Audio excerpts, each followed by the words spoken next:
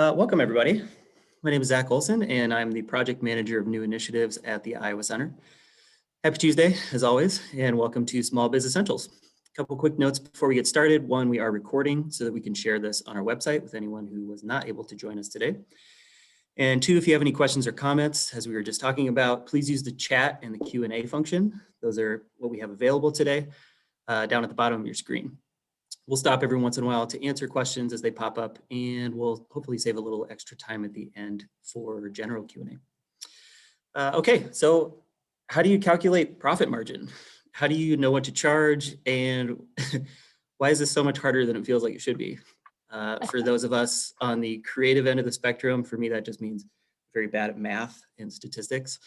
It can be really difficult to understand and truly appreciate the delicate calculation of pricing and profit margins. So back again today to shed some light on this subject is Dr. Deborah Bishop.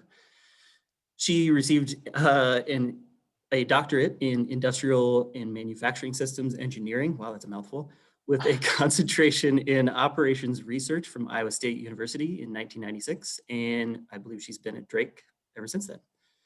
She is currently a professor of practice in management and international business, teaching primarily operations management, although over her career, she has taught courses in entrepreneurship, operations improvement, break-even analysis, and procurement to business professionals. She's a visiting professor at Makerere University in Kampala, Uganda, where she provides short-term course studies on sustainable development issues each year. And until last February, she was the director of the Buchanan Center for Entrepreneurial Leadership and the Papa John Center for Entrepreneurship Outreach. Deb, wow. We're gonna have to extend the session next time you accomplish something. As always, it's amazing every time we have you get to reflect on all the work you've done for entrepreneurs in your career. And we're so honored every time you stop by to share some of your knowledge with us. Once again, Dr. Deborah Bishop, let's talk about pricing and profit margins. Good morning. So welcome. I'm thrilled to see all of you. Well, I can't see you, but to see your names. And please, if you have something, question or whatever, please feel free to use the chat function, and Zach will keep track of that for us. I also have it up here on my screen. So hopefully you all can see the title screen, which so I do teach operations management primarily, and I am back in teaching mode because classes resumed yesterday and we are completely virtual. So we were talking about the features in Zoom because I am teaching via Zoom this semester, all three of my classes. I would much rather be in the classroom. I'd much rather be sitting around a table with you all. But the beauty of Zoom is that it can be more far-reaching than just the Des Moines Metro. So I like the fact that now the kind of expanse of entrepreneurs, small business owners that we can reach and we can talk with is much greater than it had been when we were sitting in a classroom at the Iowa Center. So welcome. I want this to be valuable use of your time. So we're going to go ahead and get started. And what we're going to do is we're going to look at this approach called the break-even analysis approach to making decisions about pricing and understanding profitability. And so that's what we're going to do for the next few minutes. And I want to take time for Q&A at the end. So I will try to limit how much time I'm talking. And I will use the chat function to ask a little bit about you in terms of a background. So if you are not from the Des Moines Metro, I would love to know where you're from. So just put your first name and where your business, or if you're in a support function to businesses, where you're from. I'm gonna take a minute. I want to see where you're all from.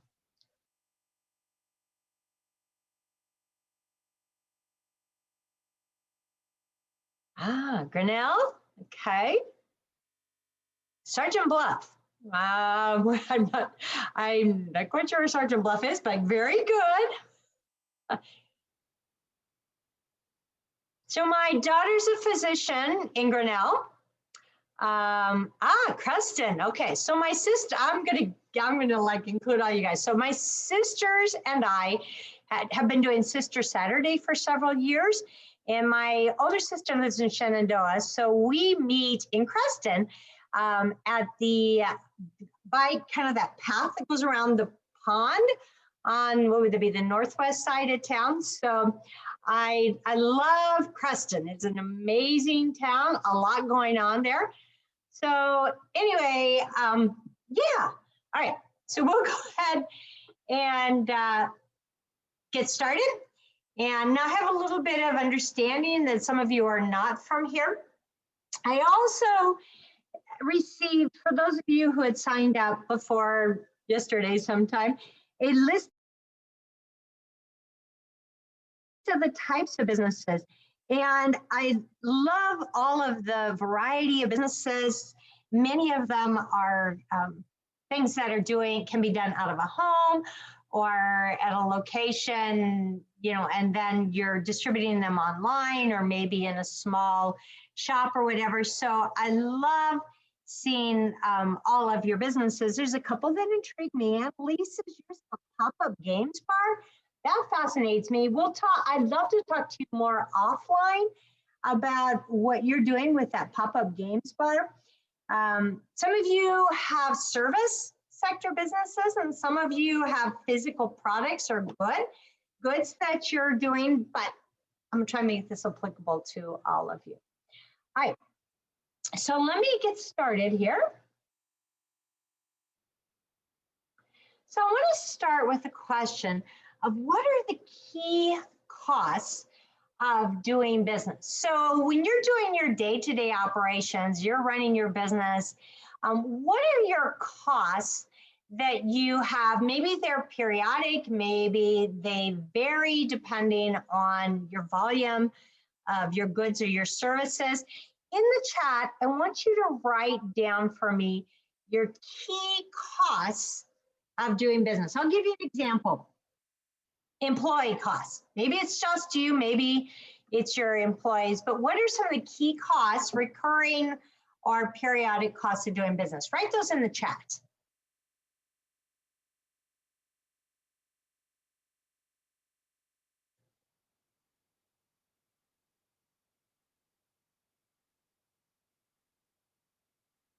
Good. Marketing, technology, absolutely.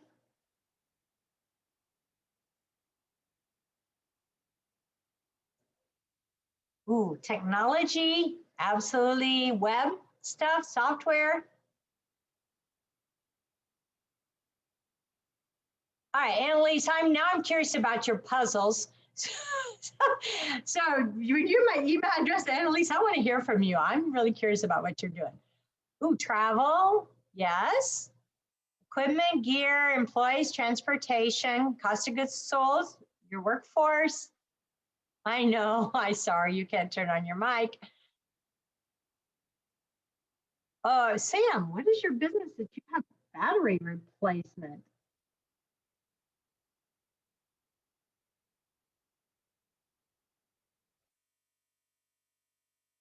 Oh, okay.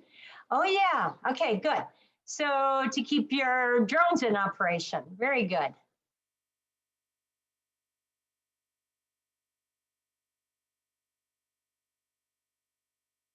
Rocks. Amanda, what do you?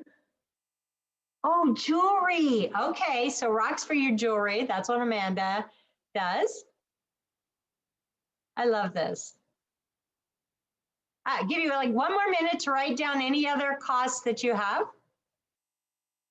Okay, you're doing a resale online, so I assuming you purchased some of those items to resell.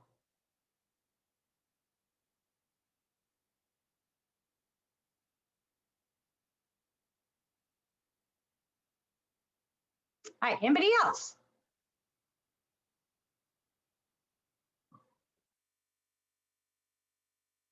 All right.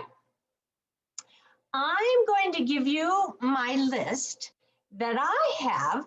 So if you have a piece of paper or your computer or whatever, and you want to jot these down, these are going to be important for our conversation today. So let me take a few minutes and mention some of the costs. So I mentioned the idea of employee costs. And then there's what I call the infrastructure costs. Okay, so infrastructure costs are costs associated with your location that you might have, space, maybe it's lease, maybe it's owning, whatever related to that space. Costs for insurance. Okay, so any insurance costs that you might have, costs for repairs and maintenance. So I'm guessing those drones probably have some repair and maintenance costs associated with them. Advertising costs. Okay, so you may have legal costs. And again, legal costs may be periodic. Maybe you've got accounting costs. Maybe you have a tax preparer. So no, the slides aren't moving yet. I'm still on the key costs of doing business slides. I only have like 8 slides. Okay, so that was a great question about what are some of the key costs. Yeah, let's see, what other? Oh, social media. Okay, so your website, any other costs you might have to get the word out there. Maybe anything that you would contract out, like HR or billing, payment collection, any of those sorts of things. Those are all things that are maybe periodic costs, tax preparation, things that you don't have expertise in. And so you need to hire someone to do that, because it's not, you would need to be operating in your strengths. And if your strengths aren't things like HR and payroll and billing and taxes and legal, then you're probably going to contract that out, particularly as a small business owner. So those are costs. The other cost that oftentimes people don't think about is paying yourself. So one of the things that you have to think about is what are you paying yourself? If you're doing this, one of the things you have to think about, and oftentimes that's the last thing that you think about, is what are you going to pay yourself? Now, those are just some of the costs that are associated with doing business. So I am going to move to the next slide now. Some of those costs are variable, and some of those costs are fixed. Okay, so depending on what your volume of your output might be, you may have costs that are going to vary based on that. So if you're doing resale, the more that you're selling, maybe the more that inventory cost is going to be. Maybe the more jewelry you're making, the more you're going to have to invest in rocks. Again, so you have to think about what of those costs are variable and what are fixed. So whether you sell a dime of anything, whether you get a dime in revenues, oftentimes there's costs that are fixed no matter what. So one of the things you want to think about is what are your variable costs, then what are your fixed costs? And then at the end of the day, how much revenue do you need to have to cover those fixed costs and those variable costs? So in the worksheet that you're going to get later on from the center, one of the things that you're going to want to do as you're thinking about this is figuring out what is variable and what is fixed in terms of your operations costs. So let's think about that. And then we think about, okay, what does it take to break even? So I'm not making any profit. What revenue do I need to generate in order to break even? So thinking about my variable costs and my fixed costs. And if you look at this, what I have on the screen right now, so you have to understand what are the number of units that you need to sell, not produce, okay, but sell in order to be profitable. And here's where we get into that idea of understanding what your revenues need to be in order to get the profit margin that you want. So I'm going to step back. for just a second and have you think about your pricing. And I've got a perfect example of this. So I have a advisee, okay, he's a student, but he has a business, he has a small business. And last summer, I was creating some courses, some virtual courses outside of Drake. And I had, in getting the grant, we had said, okay, this is what we expect the cost to be. And so set the grant again so that I could get paid for my time and effort, but also for those resources that I need to incur. And one of them was a videographer. Okay, creating virtual content. I needed a good videographer, and I knew my student was a really good videographer. So I reach out to him and I say, I'd like to hire you to do some videography for a project that I'm doing for a client this summer. So I say to him, okay, now this is what I need. So I outlined everything. This is what I need you to do. This is about how much time I think it's going to take. And he says, I said, I want you to step back. I want you to think about it. I want you to propose to me what it's going to, what you would charge me for this service. So he takes all of about a minute to contemplate. And if I remember right, he says something like, I was either like $250 or $300. And I sit back and I go, is that really all you're worth? And when it's a student, you can ask those questions. Is that really all you're worth? And so I say to him, well, in my grant proposal, this is what I said you were worth. I said, if you do this portion, it's $2,000. And if you do the added on, which we did end up adding on, it's $2,500. And he kind of looks at me like, really? And I said, if given the amount of time it's going to take, if it's only $300 you're charging me, how are you making any money? Well, Dr. Bishop, I would do it for you for nothing. I'm like, no. No, you're not going to do it for nothing. And in the end, he was paid out of the grant $2,500 for his services. So that opened up a great conversation for what are you really worth?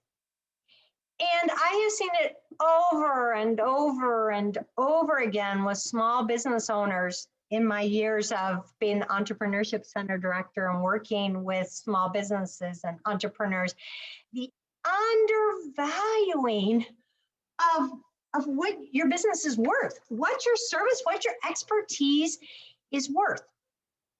And can I tell you that at $300 for what I was asking, I would have wondered about the quality.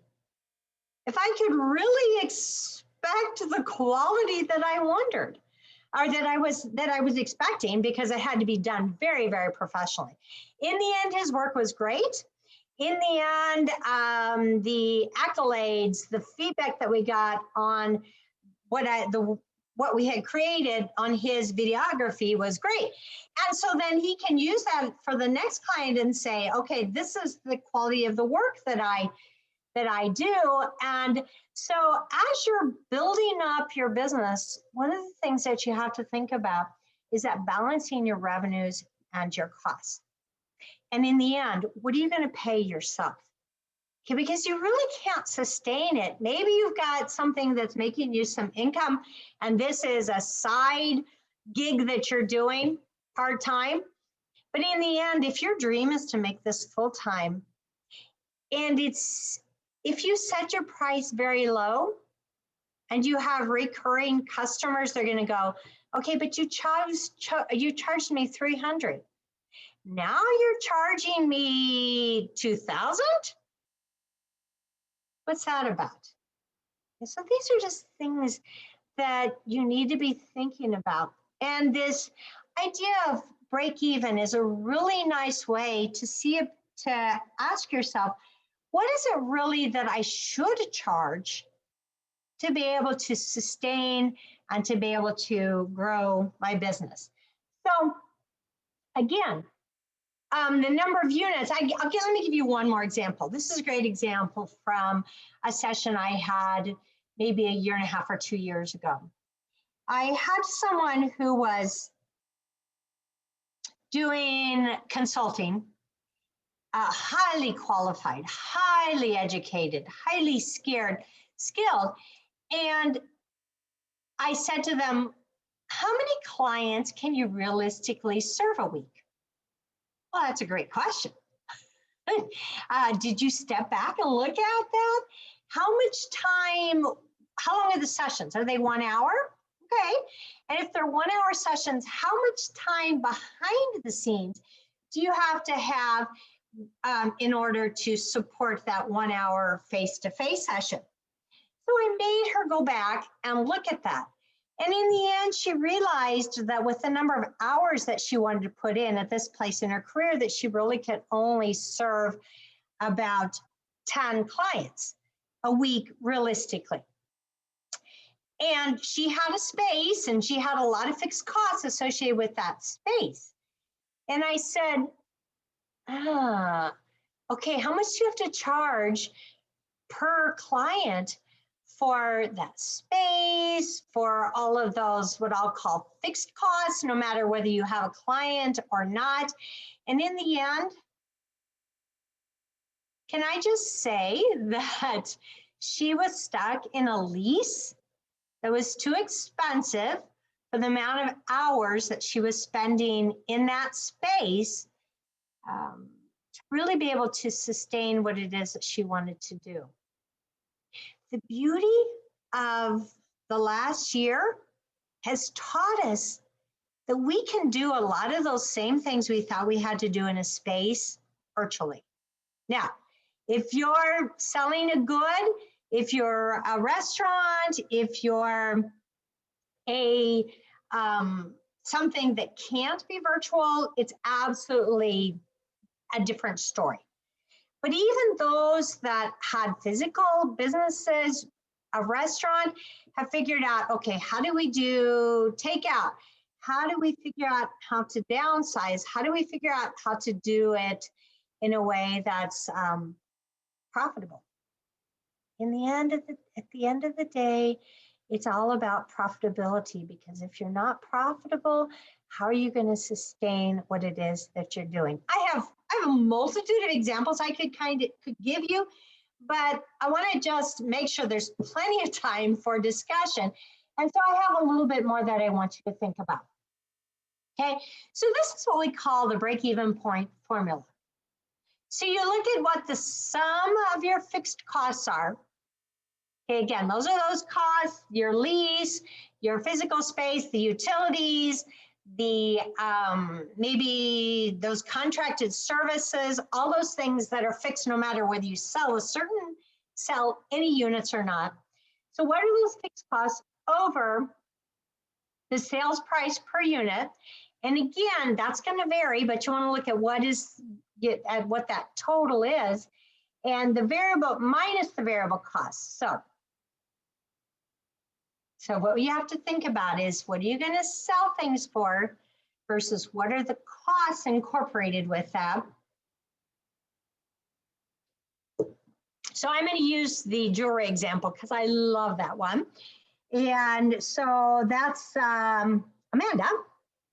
Okay, so I'm gonna look at that idea of, if you have fixed costs, okay, but if I'm going to sell my jewelry for a certain price per unit, what are the costs that are going to have to go into each of those in terms of material, in terms of labor? So labor cost times the cost of that labor per hour, whatever. What other variable costs are going to go in there? Maybe it's packaging materials, maybe it's shipping costs. Whatever that is, you have to think, and we have to set that price at a price high enough to cover your fixed cost and your variable costs. So in the end, what you want to think about is what is it going to take to break even? Now, I have this great example. And again, I wish that we could think about, or you could share with, but so Twitter, okay, Twitter, who has been in the news a lot in 2020 and early 2021 for multitude of reasons, some of which we will not discuss. But Twitter was actually designed in 2006. So what are we, 2021 now? So 15 years ago, okay? In 2007, they actually entered kind of the whole idea of Twitter and entering the market was in 2007. So again, 14 years ago, a long, long time ago. And when you think about business, sustainability, so it wasn't until 2013 that they first decided they were going to go public. So that's 7 years after their design. So that's 7 years. Okay, and for Twitter and Facebook and some of those others, it was fascinating that even after they start to go public as a social media tool, that it still was a number of years before they actually were profitable, because their revenue model was such that they had to get enough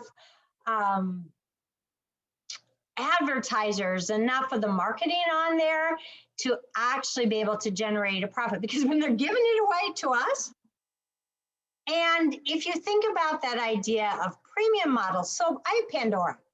So you can get the basic version of Pandora for nothing. But if you want to get rid of all those ads, then you have to go premium. The same thing, I've been using, I'm trying to learn Spanish in Duolingo. I went premium to be able to get rid of the ads. So their marketing strategy was kind of interesting. That took a long time to really, the customers had to understand the value and that idea of going premium. Hy-Vee's even doing it now. Hy-Vee, now you can get their premium $99 where you can get some benefits.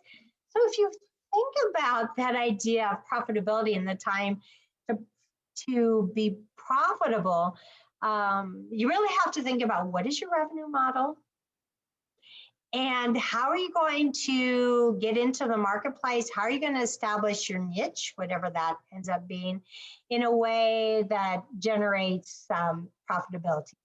It's getting past that break even.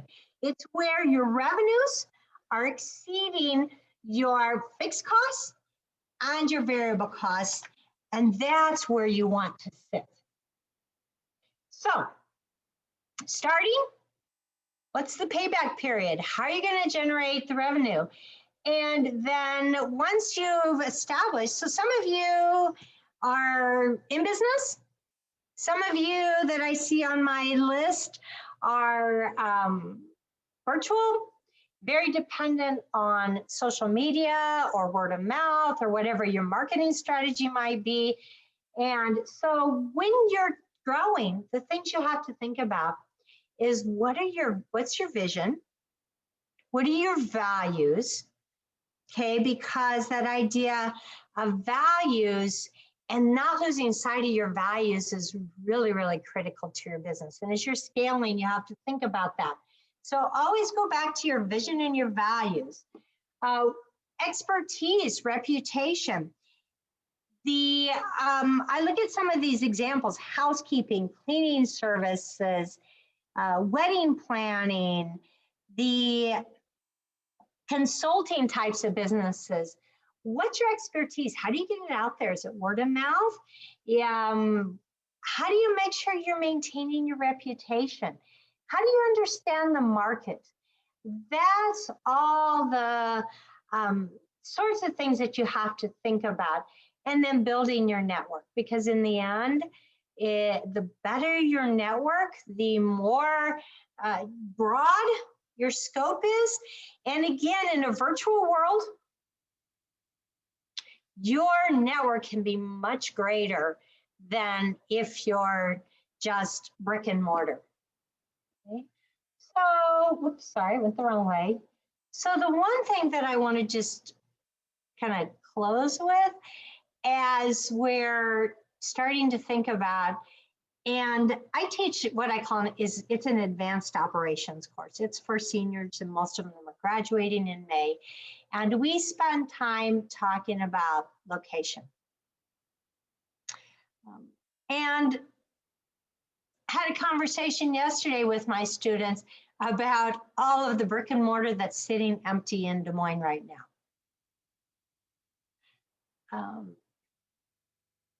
Whether you're a large corporation or a small business, I have, okay, I'm gonna digress, but it's really important for just a second. I had twin grandbaby sons born 2 days before the world shut down last March. They were born a couple months early, and but they are absolutely thriving. But trying to find someone professional to do their pictures has been an interesting journey, because a number of the small business owners who do particularly family children in Des Moines had to think about, okay, do I still want to have my brick and mortar site? Maybe people aren't going to come. Maybe I have to be concerned about social distancing. I have to worry about COVID, all those sorts of things that have popped up in the last year. And many of them said, okay, I'm only going to do outside shoots. How do you do an outside shoot in January or February in Iowa? Those are considerations that you have to think about. And for many, that idea of location being a fixed cost, whether you had any revenue or not, was absolutely a critical consideration. So restaurants, daycares, because for a while, even daycares were closed down a year ago. So the thing that I want for you to think about, particularly as a business startup, and one more story. I had a young lady that I worked with, it's probably been a year and a half ago or more, is pre-COVID, had signed a 5-year lease in the East Village here in Des Moines. And when she signed that lease, the hype was that this is the place to be, if you want to have a small boutique, small retail. But small retail boutiques, sometimes a constant revenue stream is problematic. And if your location isn't around other businesses that are very attractive, it may be hard to get them off the street into your business, particularly in the middle of January, February, when the weather is lousy. She was really, really struggling. And her revenues were not meeting her fixed costs. So just one of the things that I want you to think about as a small business owner, what can you do to minimize those fixed costs? And location, site can often be a very expensive fixed cost. Just a caveat, just a thing that I want you to think about is if you are in if you are in a brick and mortar, is what do you do about those costs, about the lease, about those expenses? So anyway, let me just open it up. We have, I think, Zach, about 15 minutes, 10, 15 minutes for Q&A. And let me start with Lisa's question.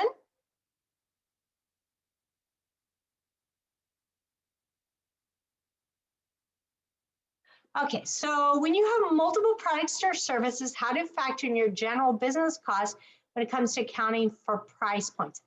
Okay, both break even and then for profit. Yeah, Annalise, great question. Okay, so that's why you want to look at your fixed costs versus your variable costs. Okay, so when you look at what your fixed costs are, it doesn't matter which product or service you're providing. Usually your fixed costs are going to be fixed. Okay, so again, a space, a accounting costs, and then what you're going to want to do is you're going to so I think that's what you mean by your general kind of business costs. So your costs are just having your business. Then what you want to do is you want to look at what are those fixed costs, and then what you can do is you can look at your variable costs by item. Okay, and then look at what your total fixed costs are, and then what you want to do is you want to sum those revenues and sum those variable costs, or you can look at revenue minus variable costs for each of the items, and that's where you can kind of play with it, and you say, okay, if I set this product at this price, then, and I look at what the variable costs are for that product, then what's my revenue, or what's my profit going to be on that one?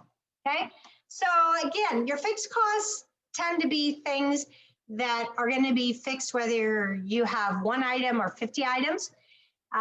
Your fixed costs, if you expand, are probably going to increase.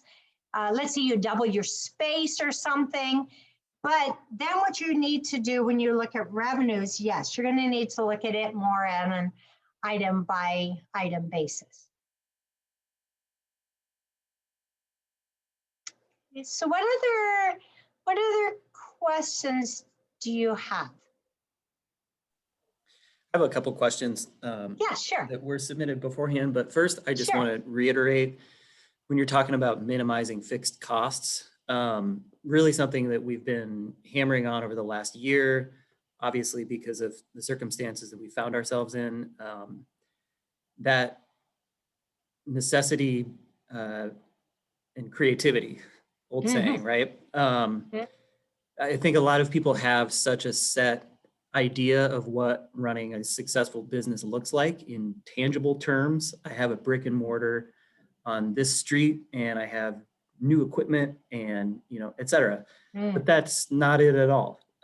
Your idea can flourish in a whole lot of different ways. And so we just want to reiterate every time we meet with every expert, get creative. Think about how you can do it from home for now. Build up some capital from there.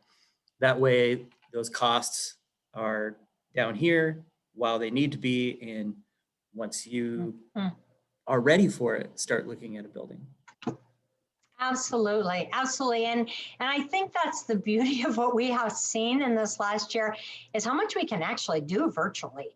If you would have asked me, 3 semesters ago about teaching, this semester I'm teaching entirely virtually. Is it the way I really want to do it? Not necessarily, but I'm growing accustomed to it. And I'm figuring out how to be creative and engage my students in a virtual world. So you're absolutely right. The creativity that I've seen in businesses in the last year is pretty amazing. Zach, did you have another one? I do. I have a few. It looks like Annalise has one follow-up as well. I'll go to that first. We do some profit sharing. How can you begin to calculate what that split should look like? I guess I would like a little more detail on what you mean by profit sharing. That's a problem when we're using chat. Sharing with family, with other businesses. My guess is some sort of collaboration with another business. There you go. Work with local artists to make our puzzles, and we split profits with them. Okay, perfect. Okay, so yeah, that's all about negotiation, I think. And I think in the end of the day, you have to think about what do you need. And again, I think you can work with those artists on what their costs are. Okay, and make sure that they're making money, and then set your price point at a point. And I don't know what what the puzzles look like, but you have to understand that in this day and age, puzzles and things to do at home and things to do in small groups are huge. I look at my millennial kids and go, I mean, that's what they're doing. They're playing games with their friends. They're not going out to bars. They're not, they're trying, their whole world is, so, and they're willing to pay a decent price point if you're a young professional and you want to do something on a Saturday night with your friends. So absolutely. You got to think about what the market, and this is where we're looking at maybe doing some market survey to see what are they willing to pay. Get some 30 somethings together and say, what are you willing to pay for this? Yeah. Okay, so Lori, I struggle with income, almost penny pinched too much. I need to increase sales. So I struggle to be even creative. So Lori, okay, coffee roasting. Okay, yeah, Lori, maybe that's a conversation that you and I could have offline, because it's a very competitive market.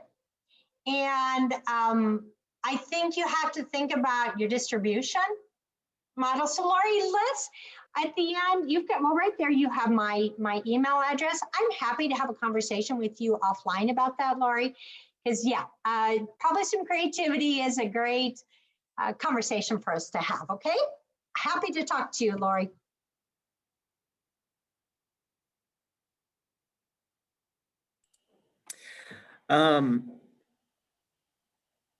This is a very expansive question, but one that came in beforehand was, what advice do you have to encourage entrepreneurs to know their value? Kind of harkening back to one of your first points of knowing what to pay yourself. And I think that's in not just money, but time too, right? What you're putting in Absolutely. and taking out. Absolutely. So, okay, there's a kind of, again, doing some kind of market research is a great way to find out what the market is paying. Okay, so again, think about, is there somebody else in the market? Doesn't have to be in Des Moines or in Iowa, but maybe okay, so let's just say in certain markets you can command higher prices than others. But I would think about what the market is commanding, and think about how you're going to reach the market. So do you have a website? Invest a little bit into website, into social media, into trying to get out there. And if you don't have that expertise, believe me, there are people out there that are doing this and they'd be willing to help you. Of course, there's going to be a price associated with them helping you, but there's a lot of marketing firms, even in Des Moines, that are maybe recent Drake grads that are out there that have established their own marketing firm that will be willing to help give some input. But again, you don't want to underprice, because if you underprice, there's going to be why are they so cheap? Okay, so you have to figure out what is that. You want to be in the range, but maybe competitively at the lower end of that range. But again, that's why the break even. What is your time worth? What are your fixed and variable costs? Stopping, sitting back and looking at all of that can be very beneficial for you to determine what that price should be. And on the back of that, we work with and know a lot of those marketing firms that you could potentially get a hold of and get some extended knowledge from. So please don't ever hesitate to reach out to us. If we don't know the answer, we're always ready to find someone who specializes in that field. We got another question. I like the flow of the questions. They're all kind of coming together. From Jen, I was actually just having a conversation about this with my partner last night. In talking about this session coming up. She says, I mostly worked in the nonprofit world prior to jumping into business. I really struggle with pricing people out of opportunities because of this. I know I have to charge a certain amount in order to make my business sustainable. How do others who experience the same thing get past this?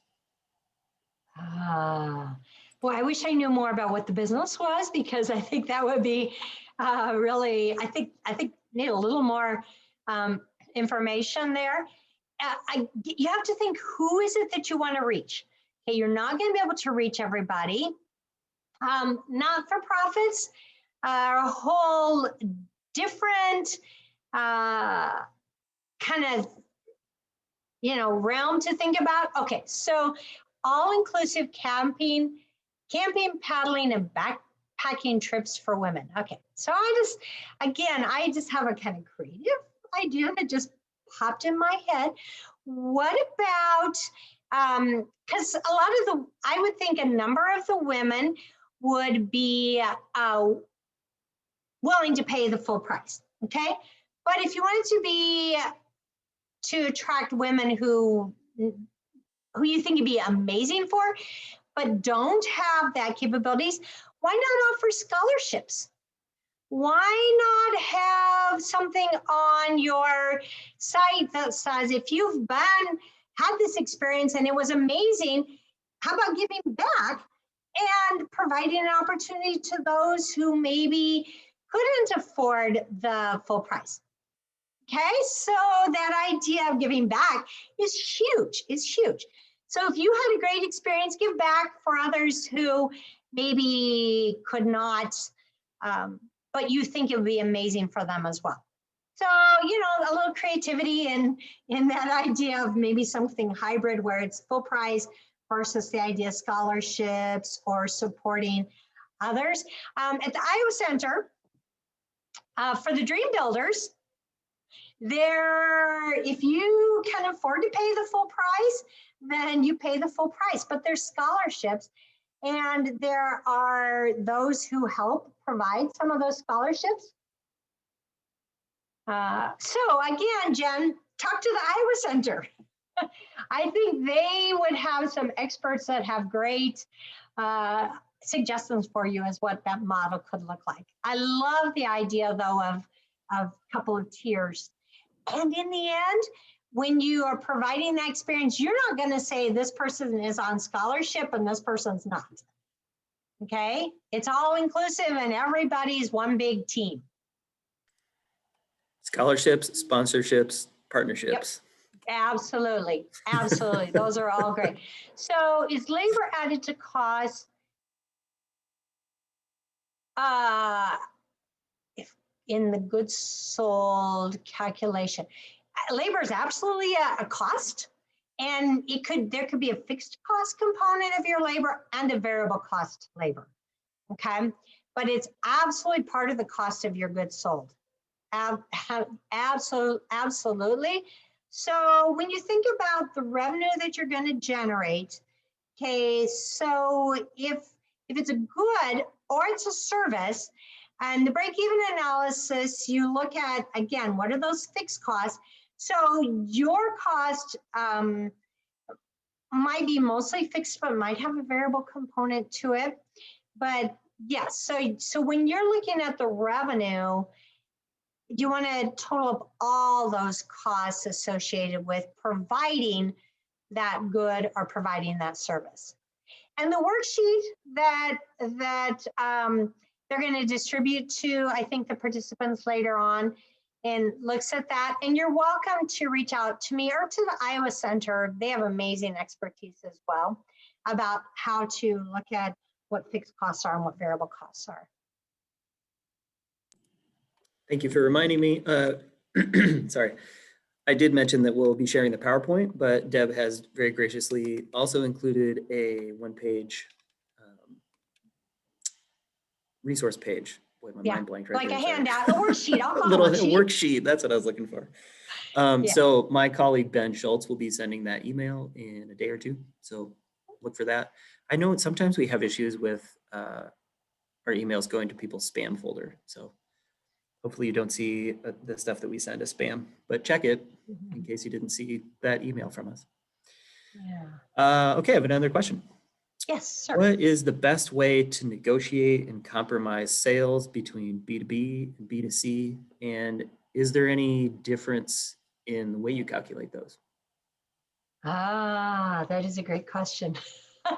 Okay, so say that. So what are you negotiating? Remind me, Zach, negotiating what? Sales. Sales. Perfect. Okay. So I will have to admit that in a B2B, there can be a little bit of a power imbalance. So if you're selling to Walmart, entirely different than if you're selling to another small business. Okay, so let's say I'm just going to give you an example. Let's say you're supplying to restaurants. You have the world's best baked goods and you're supplying them to restaurants. It's going to be entirely different if you're working with a small local restaurant than if you're working with a national chain. First of all, you're probably not going to get into the national chain, but if you're doing small business to small business, which is really beautiful, and I would encourage you to do that if that's at all possible, there's a lot more negotiating room. And again, you can step back and say, okay, this is what my costs are. So you have to know kind of what is that point that you would be willing to sell at. So you kind of have to know your bottom line. Okay, this is kind of my min. I would think, and then also think about what is reasonable and what would they likely be selling it for. So if you have amazing desserts and you're selling them to a local restaurant, what do you think they would be able to sell it for? And so understanding that they have to have some profit and you have to have some profit. And so it's a conversation. Again, if you're going to a large, your negotiating room is very, very little. Your profit margin is going to be incredibly little because it's on volume. But if it's small business to small business, then I think there's much more opportunity for negotiation and partnerships and collaboration. So if you're a small business, that would be what I would encourage. If it's B2C, your business to customers, again, depends on the way if it's a service or if it's a good. If it's a good, again, what's the price out there? I think about the handmade jewelry. My cousin does beautiful handmade jewelry, and she sells it mostly on Etsy, but she also has her own website. Okay, her prices are pretty high, but it's absolutely gorgeous, and she's found a niche that and recurring clients. Okay, so she's established her network, established those relationships. So if it's to consumers, to customers, I think, again, you have to kind of look at what is the market out there. If you're doing photography, right, I just found somebody to do one-year pictures for my grandsons, and it was $350 for an hour session. Okay, you look at that market, and that seems very, very, very reasonable.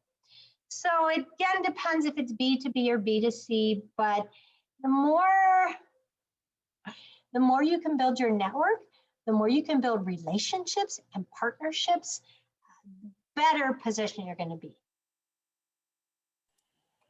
I immediately thought of the coffee distribution. Absolutely. Trying to get your coffee into Dunkin' Donuts versus Donut Hut in Des Moines. That local partnership might be something that's a little more tangible. Yeah. And gets your name out there, right?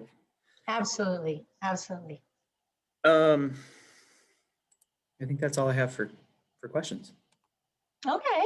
And wait, I have one more. Oh, one more. Okay. All right. We ask everybody recently.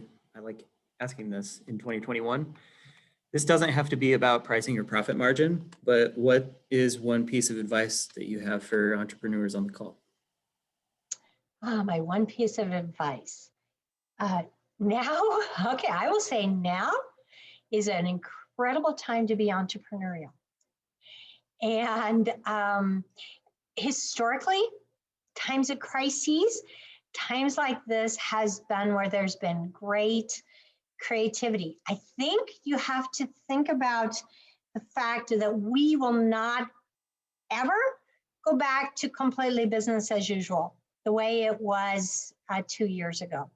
So this is the perfect time for creativity, innovation, thinking about what that new normal is looking like, understanding that in this kind of paradigm, that creativity, that collaboration, those partnerships, this is the perfect time for them. And set yourself up for what you think that new normal is going to look like, because none of us would have dreamed that this is where we would be a year ago. And it's been almost a year now. So yeah, creativity, innovation, thinking about the fact that a lot of us may never go full-time back into the work environment. And this is, I'm just going to close with this. And to think about how our responsibilities, our commitments, think about moms who have had to make tough decisions, ways that kids are being educated, all of the extracurricular things, how that world has changed. Can you find a niche there? I think there's lots and lots of opportunities right now. So be creative and innovative. And start planning for the future. If I can make a shameless self-plug for an upcoming event that I put together, people might be familiar with Dream Builder. We are now running what's called Dream Maker, and that's for if you've been in business for a little while and the honeymoon phase is over and you're wondering what's next. We're going to be really focusing on strategic planning and how to put all of the elements like pricing and marketing and facilities and technology and everything together for your cohesive and coherent 5-year strategic plan. So if that sounds like something that your business might benefit from, check out our website. Like I said, we will have a follow-up email with a few resources coming your way pretty soon. Thank you everybody for joining us today. And Dr. Deborah Bishop, always a pleasure. Thank you so much. This was fun. I absolutely love doing this, so I will be delighted to do it again. And again, you have my email, so please feel free to reach out to me. Absolutely. All right. Thank you. Everybody Bye. have a great day.